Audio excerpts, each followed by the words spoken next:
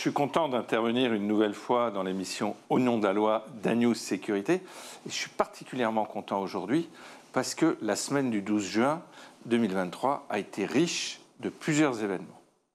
Alors, le premier événement, c'est lundi 12 juin, le Sénat a adopté une loi pour la reconnaissance de la biométrie dans l'espace public.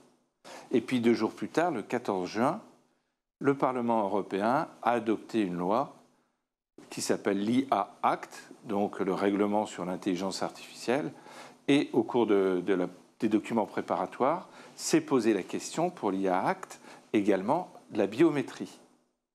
Et les parlementaires européens ont décidé pas de biométrie dans l'espace public. Donc à l'inverse de ce qu'a fait le Sénat. Alors, est-ce que les positions sont véritablement contradictoires et figées ?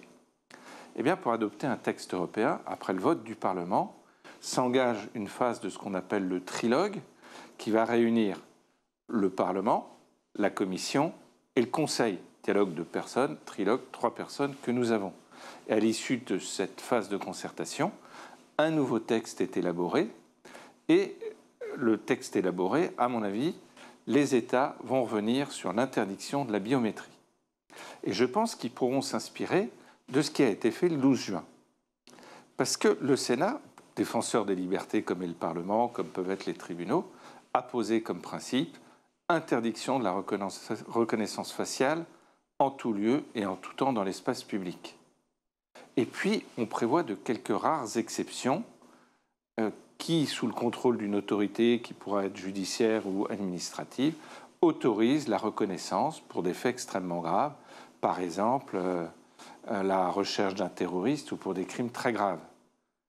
Et on est dans une situation où on propose d'identifier au sein d'une foule une personne, c'est-à-dire qu'on peut retrouver cette personne, mais par contre, toutes les personnes qui entoureraient la personne recherchée, on ne les connaît pas.